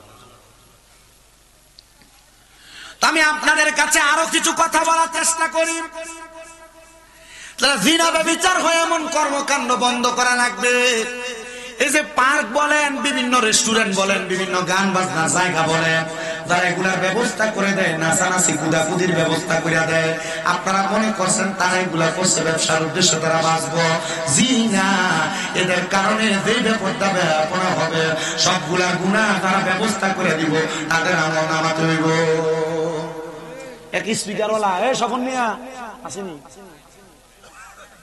এক স্পিকারওয়ালা আমার ঠিক আছে হুজুর তো আমরা তো স্পিকারের ব্যবসা করি মানে এই গান বাজনার ভিতরে বাড়া দিলে আমরা গুণ হইব নি গোমা আগে তো তোমার আমল নামাত কথা কয় না বলে এটা না আমরা ব্যবসা আর ব্যবসা হইলো ব্যবসার ভিতরে হালাল আছে হারাম আছে তো তুমি সুদের এটাও তো ব্যবসা এটাও তো ভালো লেগে করে তার লাভ হইব তো তুমি যে এটা করতেছো এটা দিও তো গুনার কামাইবো এটা কি লেগে করো আল্লাহ বুঝার তৌফিক দিকে আমিন কর তো যে কথাই ছিলাম ওই যে সাঈদ ইবনে মুসাইয়্যিব তিনি কি এটার দিকে চাইছিল ফিরা কি লেগে চাইছে না কির গুনাহ কির গুনাহ চোখের চিহ্ন হইব জোরে কম কির গুনাহ তো আমনের জিয়ারে আমনে আর দিবেননি বেড়াইতে সামনে বেফরদা ভাবে যাইতো স্কুলে যাওয়ানোর সময় দিবেননি কোন ফর্দা ছাড়া যাইতো সিদ্ধান্ত আপনারা আসেন আমার বাবা ভাইয়েরা বন্ধুরা রে হযরত সাঈদ ইবনে মুসাইয়্যিব বলে, মা তোমার কাছে জানতে চাই গো মা, তোমার আব্বা জান কি তোমার দুনিয়াতে 12-13 বছর রাইতে মারা গেছিল? কই হ্যাঁ হুজুর। ও মা তোমার মায়ের গর্ভে কি একটা সন্তান ছিল? বলে হ্যাঁ হুজুর, যে মেয়েটা আপনার পানি মারছে এটাই আমার বোন। হুজুর তার পক্ষ থেকে মাফ চাই, হুজুর আপনি মাফ করে দিবেন গো, কেন আপনি আমার বাড়ির দরজার সামনে আসলে? হুজুর ডাক দিয়া কয়, মা যে খবর নিয়ে আইছি গো, ওই খবরের প্রমাণ আমি পায়া গেছি গো। আমি রত আর্মি ফজরের নামাজের সময়, নামাজের পরে এশরাকের নামাজের মধ্যবর্তী সময় আমি দেখছি তোমার আব্বা জাহান্নামের আগুনে অর্ধেক শরীর জ্বলতে করে জ্বলতে ভালো। আমি বুঝতে পারলাম এই অর্ধেক শরীর জ্বলছে তোমার এই বোনটা বেপরদা এবং অশ্লীলতা করার কারণে, তোমার বোনটা বিশৃঙ্খলাপূর্ণভাবে চলাফেরা করার কারণে। ওই মাইয়াটা এই কথাটা শোনার সাথে সাথে পানির বোলটা হাত থেকে ফেলাইয়া দিয়া একটা লাফ দিয়া আল্লাহর ওলির কদমে ধরে ফেলছে, আর পাগুলার মধ্যে ধরে কয়, হুজুর আমার মা বলেছে আমার বাবা নাকি আমার 5 মাসের গর্ভে রেখে ইন্তেকাল করেছে। হুজুর আমি আমার যে বাবারে দেখিনি, আমার বাবা আমারে জন্ম দিছে। হুজুর ওই বাবা মারা যাওয়ার পর যদি আমি মাইয়ার কারণে দুজকের আগুনে জ্বলে, হুজুর বলেন না এমন কোন কাজ করলে আমার আল্লাহ আমার আব্বারে মাফ করে দিবে? হুজুর ডাক দিয়ে কই, মাইয়া রে তুমি বেপরদা চলা বন্ধ করো, বেহায়াপনা করা বন্ধ করো, অশ্লীলতা করা বিশৃঙ্খলা করা বন্ধ করো। বলে কেন কেন? বলে যদি বন্ধ করো তাহলে আমি অনুমান করতেছি আল্লাহ তোমার আব্বারে মাফ করে দিবে। ও মাইয়া বলে আমি আর পর থেকে একটানা 7 দিন পর্যন্ত আর পর্দা করা বন্ধ করি না। আমি পর্দা করেছি, 5 ওয়াক্ত নামাজ পড়েছি, আমি কোন পরপুরুষের সামনে যাই নাই। আমি 7 দিন একটানা আল্লাহর কাছে কান্নাকাটি করেছি আর বলেছি, আল্লাহ আপনার কাছে আমার ফরিয়াদ, আপনি যে দুনিয়ার জমিনের মধ্যে আমার আব্বা জনকে নিয়ে গেছেন আমার এতিম বানায়া, ওই আব্বা আমি মাইয়ার কারণে দুজকের আগুনে জ্বলে, আল্লাহ আমি তওবা করি আর গুনার কাম করতাম না। ও ফুলারা, ও দাদারা, তোমাদের যাদের মা বাবা কবরে, চিন্তা করে দেখো তোমার গুনার কারণে আল্লাহ তাআলা কবরে আযাব দেয়। ও কাজীর কাপের পর্দার অন্তরালের মহিলারা, তোমরা যারা বেপরদা চলো বেহায়াপনা করো, চিন্তা করে দেখো তোমার বেহায়াপনা বেপরদার কারণে আল্লাহ তোমার মা বাবার কবরে আযাব দেয়। ও মাইয়া 7 দিন পরে হযরত সাঈদ ইবনে মুসাইয়্যিবের ঘরের দরজার সামনে চলে গেছে, যে ডাক দিয়া কয়, ও সাঈদ ইবনে মুসাইয়্যিব রাহমাতুল্লাহ আলাইহি, আপনার কাছে আমার একটা প্রশ্ন। হুজুর আজকে 7 দিন আমি বেপরদা চলি না, নামাজ ছাড়ি না, আমি আল্লাহ তাআলার হুকুম হামগুলা মাইনা চলি। হুজুর বলেন না আমার আল্লাহ আমার আব্বারে মাফ করছেনি? হুজুর কো স্বপ্নে না দেখছিলাম, কিন্তু অন্ধকার খবর জানি না। হুজুর স্বপ্নে দেখছিল না? হুজুরের কথা হলে এরপরে তো অবস্থা আমি জানি না। মাহফিল কি আরেকটা চলে নাকি?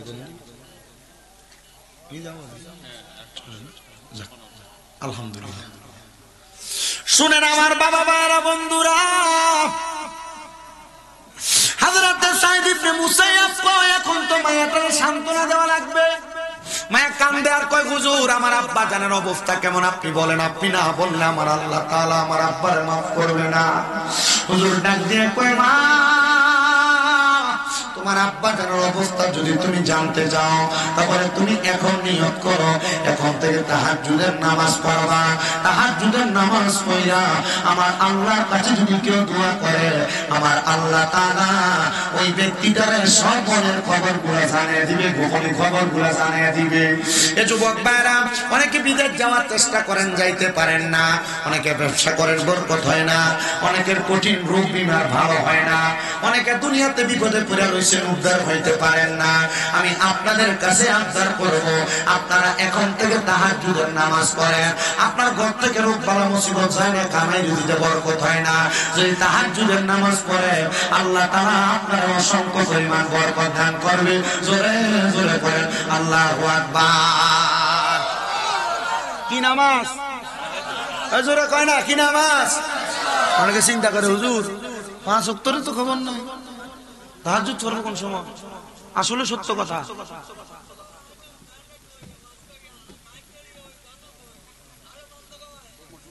বন্ধ কয় কেন? ইগুন আরো বড় শয়তান।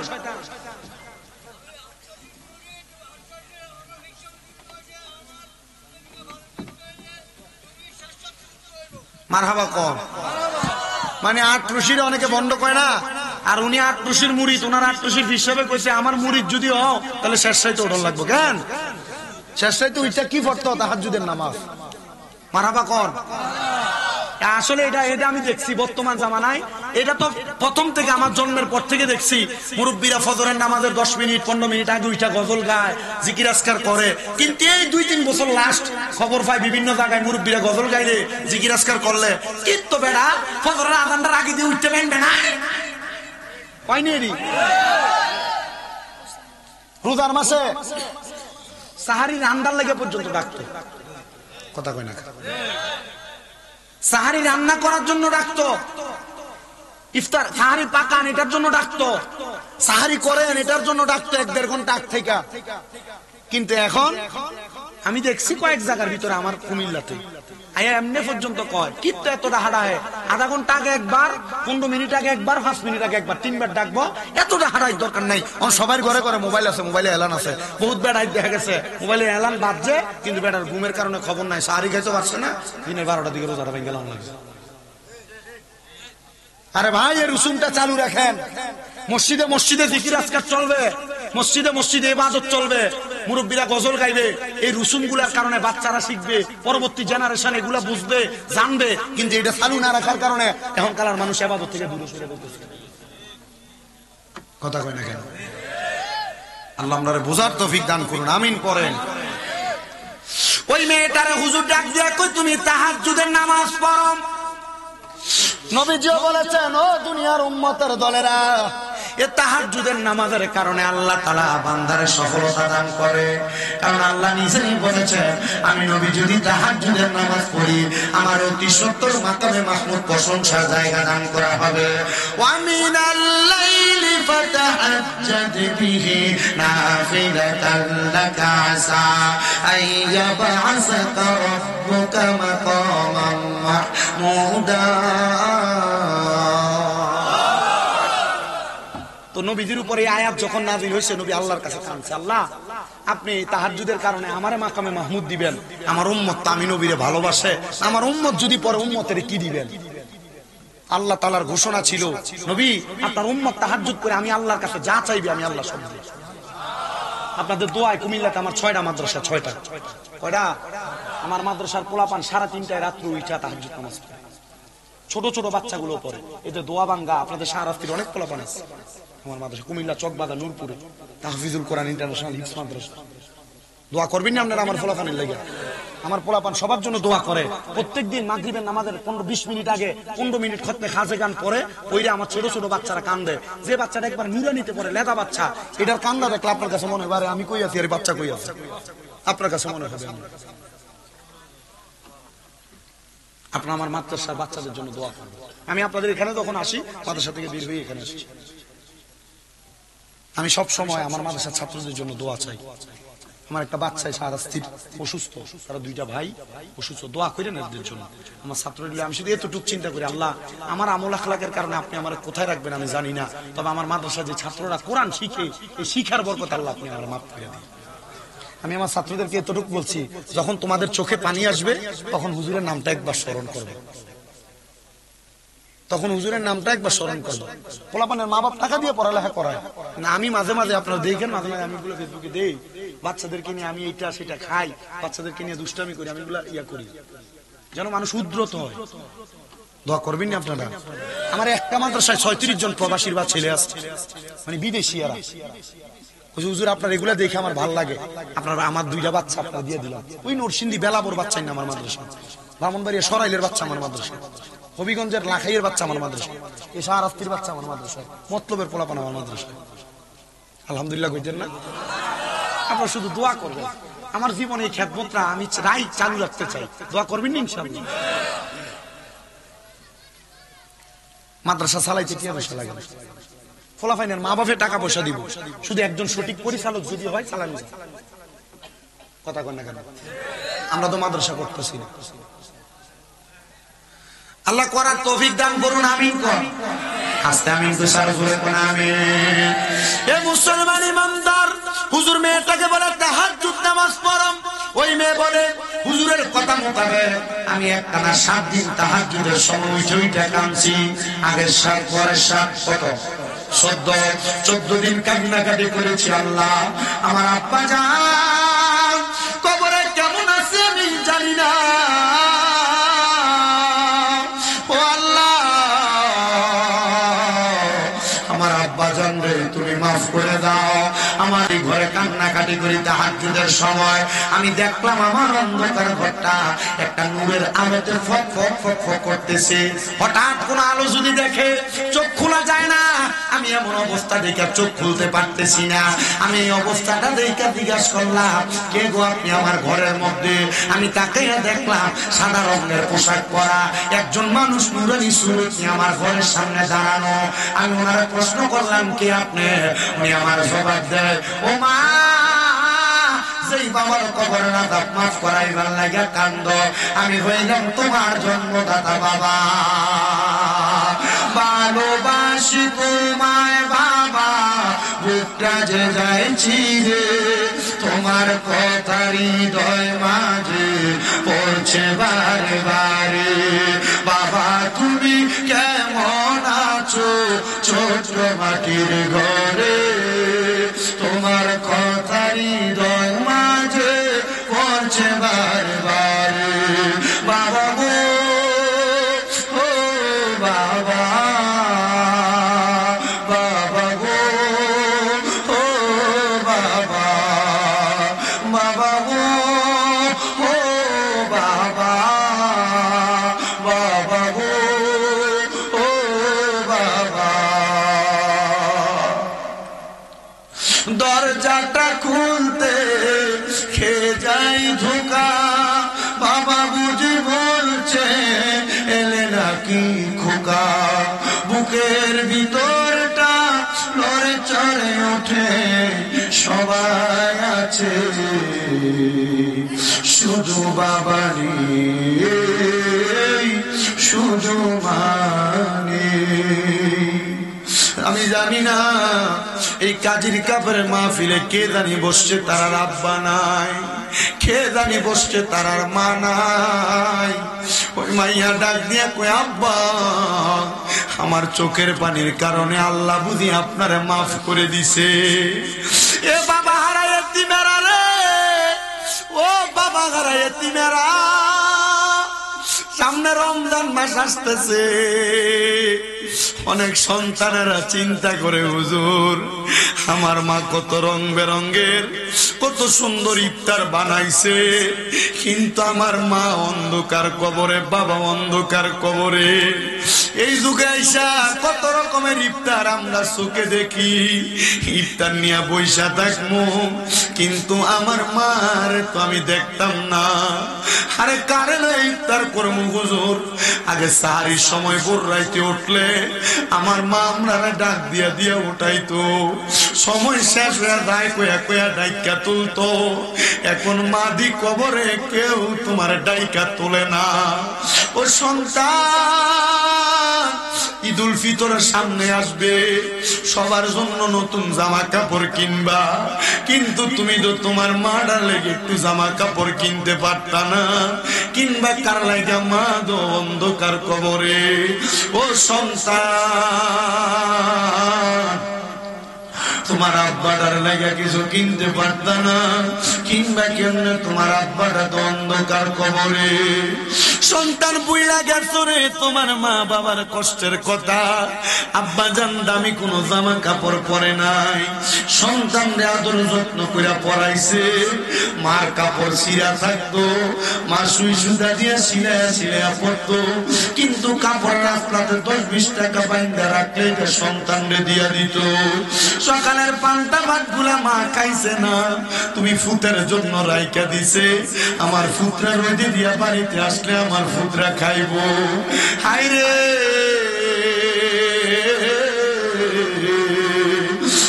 জানি এমন মারে মাটি দিয়ে আজকের মাহফিলে বসছে। সন্তান রে জাননি রে সন্তান, ওই মা দুঃখিনী তুমি সন্তান বড় কষ্ট করে মানুষ করছে। এখন তোমার ঘরে কত মেহমান খানা খায়, কিন্তু তুমি তোমার মার এক লোকমা খানা খাওয়াইতে পারো না। পারো না কেমনে? তোমার মা অন্ধকার কবরে। হাইরে আব্বা জানে ঈদের দিনে পুরান জামা কাপড় পরে ঈদের নামাজ পড়তে গেছে। সন্তান যদি জিজ্ঞাসা করছে, বাবা আপনি কি নতুন কোন জামা কাপড় পরতেন না? আব্বা কইতো, এখন কি আর আমার ঈদের বয়স আসেনি? তুমি ফুতের নতুন জামা কাপড় বাপে কিনা দিছে। আব্বার যে টাকা নাই অভাবের কথা তোমার শোনাইছে না? ওই আব্বার অন্ধকার কবরে তোমার কাছে টাকার অভাব নাই, কিন্তু তোমার বাপের বড় অভাব। আব্বা জানবে 500 টাকা দিয়ে কিনে একটা লুঙ্গি পরাইতে পারো না।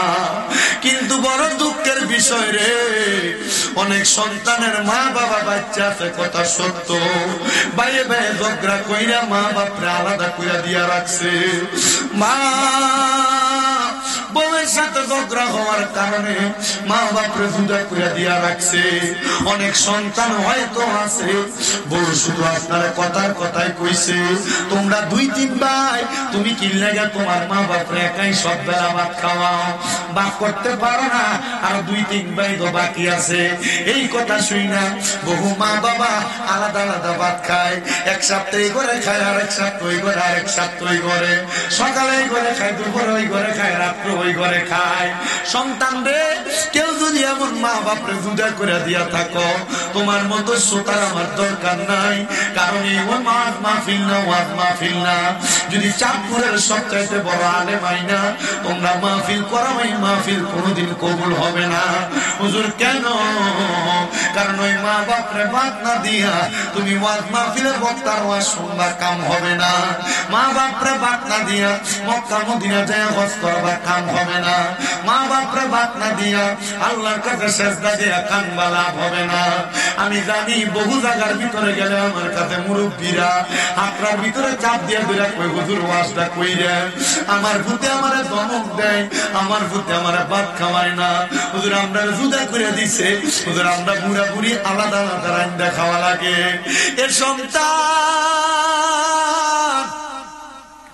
মনে রাই করে, তুমি ফুতের জন্য যদি মা বাবার এক ফোঁটা চোখের পানিও ঝরে, তুমি ফুতে কিন্তু আল্লাহর কাছে জবাব দিতে পারবা না। বহু সন্তানেরা মা বাপরে শ্বশুর শাশুড়ির চাইতে বেশি দাম দেয় না। শ্বশুর শাশুড়িরে আব্বা আম্মা কইয়া ডাকে, মা বাপরে বুড়ি কইয়া ডাক দেয়, বুড়া কইয়া ডাক দেয়। সন্তান কেউ যদি এমন কাম কইরা থাকো, দাও তোমার পাউডি আমার সামনে দাও, আমি আমার জিহ্বা দিয়া তোমার পাউডি পরিষ্কার কইরা দিমু। শুধু ওয়াদা করবা, হুজুর আমি এখান থেকে বাড়ি যাই আমার মার পায়ে ধরে মাফ চামু, আমার বাবার পায়ে ধরে মাফ চামু। কারণ মা বাপ যদি তোমারে মাফ না করে, স্বয়ং আল্লাহ তোমারে মাফ করবে না। নবীজি তো বলতেছে, সাখাতুর রাব্বি ফি সাখাতিল ওয়ালিদাইন, আম্মা আব্বার অসন্তুষ্টিতে আমার আল্লাহ অসন্তুষ্ট হয়ে যায়। তুই ফুতে মা বাপরে বাদ দিতি না, খাওয়াইতি না, মা বাপরে বুড়া বুড়ি কইয়া ডাকবি, জুদা কইরা দিবি, আর আমার আল্লাহ তোর প্রতি রাজি খুশি হবে, জি না রাজি খুশি হবে না। আমার আল্লাহ বেজার হয়ে যাবে রে, আমার আল্লাহ বেজার হয়ে যাবে। সন্তান রে, করো জোরে আবদার করি, ওই মা বাবার পায়ে ধরে মাপ চাইবা। আজকে এখান থেকে যাইয়া মা বাবার পাউডি ধরবা, যতক্ষণ পর্যন্ত তোমার মা বাবা মুখ দিয়া বলছে তোমারে মাফ করে দিছি, ততক্ষণ পর্যন্ত মা বাবার পাও ছাইরো না। হুজুর কেন কেন কেন? কারণ মা বাবা যতক্ষণ না মাফ না করবে, তুমি সন্তান মাফ পাবে না। ও সন্তান,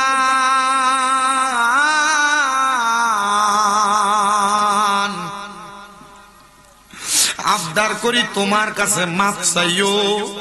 অনেকে চিন্তা করতে হুজুর মাপ চাইতে তো আমার শরম লাগবো। আরে কিসের শরম? মা বাবার পায়ের কাছে ছোট হইলে তোমার দাম কমতো না, তোমার ইজ্জত কমতো না। আম্মা আব্বার পায়ে ধরলে তোমার সম্মান কমবে না। আমি গুনাহগার মানুষ হইতে পারি, আমি মাঝে মাঝে মা বাবার পায়ের ভিতরে চুমা দেই। হুজুর কি বলেন? শিরিক হবে না, বেদাত হবে না? না, শিরিকও হবে না, বেদাতও হবে না। আম্মা আব্বার কদমের কাছে সন্তান ছোট হইতে পারলে আল্লাহ তার দাম বাড়ায়া দেয়। তুমি চাইবা কিনা আমি জানি না, তবে আমি যেই দিন শুনছি মা বাবার কদমের কাছে সন্তান ছোট হইলে আল্লাহ ওই সন্তানের দাম বাড়ায়, ইজ্জত বাড়ায়। এরপরেই মাদ্রাসায় ক্লাস 6-7 পড়ি মনে হয়, ওই সময় বাড়িতে যাইয়া আমার মা বাপ ঘরে ঘুমায়, ওই ঘুমন্ত মা বাবার পায়ের মধ্যে আমি চুমা দিছি। সন্তান রে, এরপর থেকে আল্লাহ আমার যথেষ্ট সম্মান দিছে, যথেষ্ট ইজ্জত দিছে। যে সম্মান আল্লাহ আমার দিছে এর 1% আমি পাওয়ার যোগ্য না, এর চাইতে হাজার হাজার গুণ বেশি সম্মান আল্লাহ আমার দিছে। তোমাদের কাছে আবদার জানাই, বাড়িতে যাইয়া মা বাবার কাছে মাপ চাইও। অনেকে চিন্তা করে হুজুর আমি মাপ চাইতাম কেমনে, হুজুর মাপ চাইতাম কেমনে, আমার তো আব্বা দুনিয়াতে নাই। হুজুর যাদের বাড়িতে আব্বা আছে তারা বাড়িতে যাই আব্বার পায়ে ধরে মাপ চাইবো।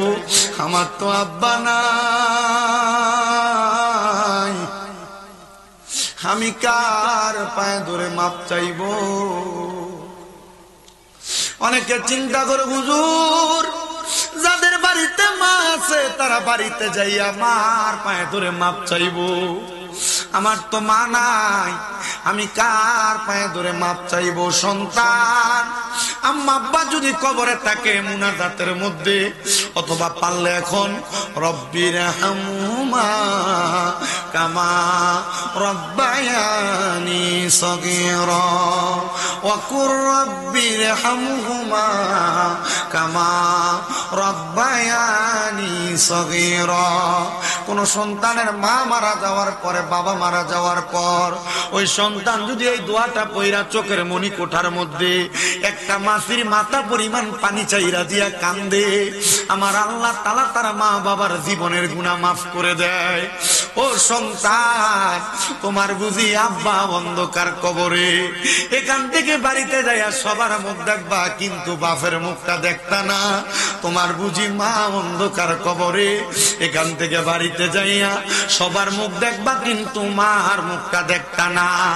এমন অনেক সন্তান আছে মা বাপরে মাটি দিয়া যে আসছে, এখন কবরস্থানের সামনে নিলে মা বাপের কবর চিনেও দিতে পারতো না।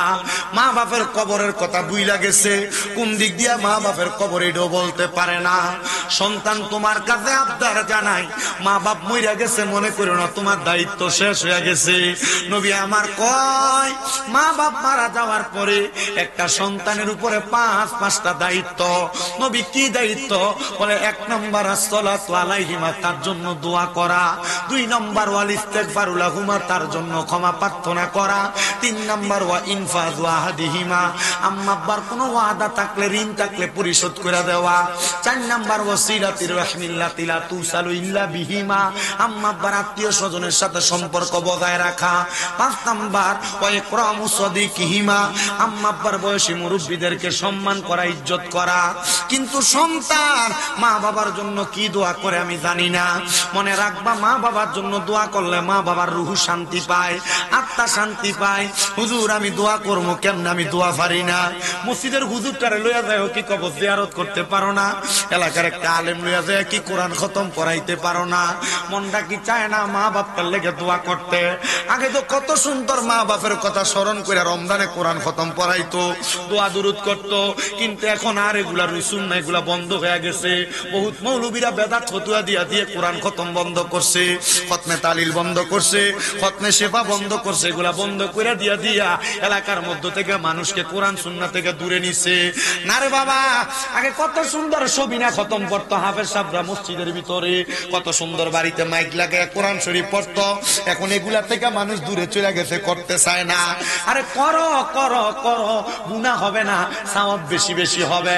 কিন্তু তুমি তো এগুলা করো না। বলে হুজুর মা বাপ মরে গেছে, দোয়া করে আর কি করাম, তারা লাভ হইব কি? এরা যা করছে এর কর্মফল কবরে ভোগ করব। আমি দোয়া করলে কি আল্লাহ মাফ করবো নি? এর সন্তানের দলেরা মনে রাখবা, একটা মৃত ব্যক্তির জন্য দোয়া করলে কত খুশি হয় তারা জানুনি? হুজুর কত খুশি হয়, একটা সমুদ্রে ডুইবা যাইতাছে ব্যক্তি, তারা হঠাৎ করে একটা নৌকা যায় উদ্ধার করলে সমুদ্রে ডুবন্ত ব্যক্তি যত খুশি হয়, একটা মৃত ব্যক্তির জন্য দোয়া করলে তার আত্মাটা তার চাইতে আরো বেশি খুশি হয়।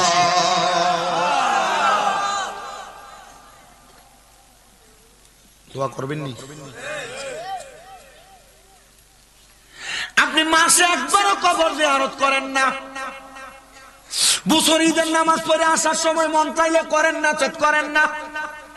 কিন্তু নবীজি নিজে বলে, বৃহস্পতিবার আসরের নামাজের পর থেকে শুক্রবার মাগরিবের নামাজের আগ পর্যন্ত কোন সন্তান যদি তার মা বাবার কবরের সামনে দাঁড়ায়া যায় আর দোয়া করে, আল্লাহ তাআলা তার মা বাবারে মাফ করে, মাফ করে।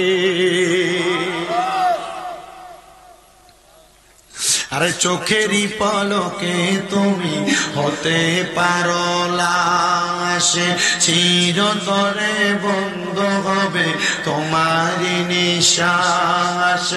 হবে এলান তোমারই নাম মসজিদের মাইকে, হবে এলান তোমারই নাম মসজিদের মাইকে। বাড়িওয়ালা নাই রে বাড়ি, নাই রে দুনিয়াতে, বাড়িওয়ালা নাই রে বাড়ি, নাই রে দুনিয়াতে, বাড়িওয়ালা নাই রে বাড়ি, নাই রে দুনিয়াতে। বাড়ি গাড়ি মেল ফ্যাক্টরি টাকার পাহাড়, বিলাসিতা কেটেছে জনম কতই অহংকার। দামি কাপড় ছেড়ে হবে, দামি কাপড় ছেড়ে হবে সাদা কাফন পরিতে। বাড়িওয়ালা নাই রে বাড়ি, নাই রে দুনিয়াতে, বাড়িওয়ালা নাই রে বাড়ি, নাই রে দুনিয়াতে, বাড়িওয়ালা নাই রে বাড়ি, নাই রে দুনিয়াতে। তোমার বয়ে থাকতো মানুষ ছিল বাহাদুরি, বাবনি হাওয়ায় উড়া তুমি যে রঙিন গুড়ি। তোমার বয়ে থাকতো মানুষ ছিল বাহাদুরি, বাবনি হাওয়ায় উড়া তুমি যে রঙিন গুড়ি। সুতোয় টানে দিলে মালিক, সুতোয় টানে দিলে মালিক পারবে না তাকিতে। বাড়িওয়ালা নাই রে বাড়ি, নাই রে দুনিয়াতে, বাড়িওয়ালা নাই রে বাড়ি, নাই রে দুনিয়াতে, বাড়িওয়ালা নাই রে বাড়ি, নাই রে দুনিয়াতে। মুসলমান, তুমি একদিন মারা যাইবা। যারা মা বাপের কবর জিয়ারত করেন না, দাদাদের কবর জিয়ারত করেন না, আত্মীয় স্বজনের কবর জিয়ারত করেন না, আমি বলবো লগের ফুটরারে লই আপনি আম্মা আব্বার কবর জিয়ারত করবেন। আপনার যে বাচ্চা আছে এই বাচ্চাটারে ধরে নিয়ে নিয়ে কবর জিয়ারত করবেন। কি লাগা? কারণ আপনি যখন তারে নিয়ে নিয়ে অভ্যাস করবেন, তখন আপনি মারা যাওয়ার পরে, আপনি মারা যাওয়ার পর এই সন্তান নিজে থেকে কবর জিয়ারত করবে। কই আছে? খানাগা এনে আছে? ওই আরিফুল ইসলাম তাইরি হুজুর, আমি 1 ঘন্টা 20 মিনিটের বেশি ওয়াজ করি না। আমরা এতে দেরি হয়ে একটু বেশি করছি, তাড়াতাড়ি এই বেটা ভাত খেও না। আল্লাহ কবুল করুক, আমিন করুক। তাহলে কারে লয়ে যাবেন? কত কোন তো ফলান লয়ে কবর জিয়ারত করতেন যাবেন নি? এই দাদারা নাতিটারে হাতে লয়ে কবর জিয়ারত করতে যাইও। আর নাইলে তুমি যখন যাইবা তখন তুমি মরার পরে এই নাতি কইবো, হ্যাঁ আমার দাদা তো আব্বাম্পার কবর জিয়ারত করছে, তার দাদা দাদির কবর জিয়ারত করছে, আমি আমার দাদা দাদির কবর জিয়ারত করবো। কথা বল নাকি লেগা করার দরকার আছে না নাই? গতকালকে আমার 2টা মাহফিল ছিল, একটা ছিল কুমিল্লা দিদার মার্কেট কাশীনাথপুর, আর একটা ছিল ব্রাহ্মণপাড়া। তো প্রথম মাহফিলে যখন গেছি, এক ভাই পল্লব ভাই, উনি আমার কইতাছে, হুজুর আমার কাছে সবচেয়ে ভালো লাগে আমার ওনার একটা ছোট্ট ছেলে। হুজুর আমার ছোট ছেলেটা, হুজুর আমারে তার দেখলে ভাল লাগে একটা কারণ, তার জিগানতে সুরা ফারে, ছোট বাচ্চা খুব সুন্দর, সে সুরা পড়তেছে আমার সামনে, আমার কাছে এটা দেখে ভাল লাগছে। হুজুর আমার কাছে আরো ভাল লাগে কি জানেন, আমার আব্বা নাই, আমার ফুতে প্রত্যেক জুমার নামাজে গেলে নামাজের সালামটা ফিরিয়ে নামাজটা যখন শেষ, হুজুর আমার ফুতে আমার পাঞ্জাবি আর হাতে দিয়ে দাদা দাদা হুজুর আমার ফুতে আমার টাইম নেই, আমার বাপের কবরের সামনে লইয়া দাও। মিয়া ওয়াদা করেন, হাত তোলেন, সব ডান হাত তোলেন, বলেন আমরা আমাদের ছোট বাচ্চাদের সাথে নিয়ে কবর জিয়ারত করব। আস্তে কইছো দেখ বেটা, শুনে আমি আরো জোরে কোন আমি করার দরকার আছে, করলে লাভ হইব। আগে সবে বরাতে ফলাফাইন করতো, কবরস্থান পরিষ্কার করতো, অনকালা করেনি আমি জানি না, অনকাল শেষ হইনি, শেষ পোলান্ডে ডাক দিল আইয়ে না, পোলান্ডে ডাক দিল আইয়ে না, করবেন নি আব্বাইরি কইরেন, ছোট ছোট বাচ্চাদেরকে অভ্যাসটা করাইয়েন। আল্লাহ আমরা তৌফিক দান করুন। সবে বরাতে হালুয়া রুটি রুসুম উঠতে গেছে গা, এডি করে না। সবে কদরতে মিলাদ পড়াইতো, কোরআন খতম হইতো, বেরিয়ে দন কোরআন ফরাই বুঝলে গেছে। ওই যে গেছে রমজান মাসে মহিলারা এরা কোরআন শরীফ যে বাস করে গিলে ফেসে রাখছে, অনভরে রয়েছে। আপনার কষ্ট হইতেছে হুদাহুদি এক সালন দিয়ে কতবার ভাত খাওয়া যায়, বেশি বিরক্ত হয়ে যাইতেছেন আমি বুঝতেছি। যদি বিরক্ত হয়ে যান আমার কথাটি কামে লাগবো মনে হইতেছে নি, চলবো। শুধু আপনারা না, আমি কিন্তু আপনার উদ্দেশ্য কই, ওই যে দেখছেন এতলা চোখ, এর ভিতরে শুইনেও কিন্তু অনেক হেদায়েতের কথা পায়।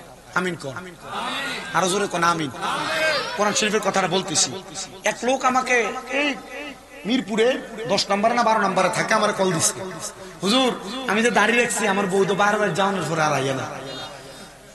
হুজুর আপনার ওয়াজ শুনছি, আপনি এক ওয়াজে কইছিলেন নবীর সুন্নত দাড়ি যদি না থাকে, যদি কবরে যায় 3টা প্রশ্ন, মান রব্বুক আমি কমু রাব্বি আল্লাহ, ওমান দীনুক আমি কমু দীনি আল ইসলাম। হুজুর কবরে গেলে 3 নাম্বার প্রশ্ন করো, ওমান হাজার রাসূল, এই ব্যক্তির চিনুনি। হুজুর আমার দাড়ি না থাকলে আপনি কইছেন নবী যদি আমার দিকে ছায়া কো আমি তোরে চিনি না। হুজুর নবী না চিনলে তো আল্লাহ চিনতো না। হুজুর আমি এই কথা চিন্তা করে আমি দাঁড়িয়ে রাখছি। হুজুর আমার বউ কইছে আমি দাঁড়িয়ে রাখুন, আমার বুড়া মানুষের মতো লাগে। হুজুর আমার বউ আমার ভাত খাইতো না।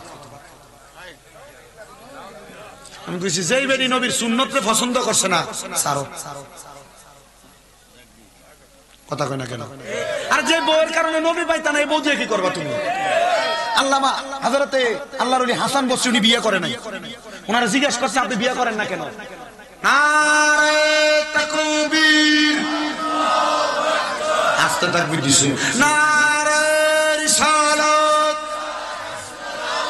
পবিত্র ঈদে মিলাদুন নবী হযরতুল আল্লামা আরিফুল ইসলাম তাহিরি সাহেবের আগমন।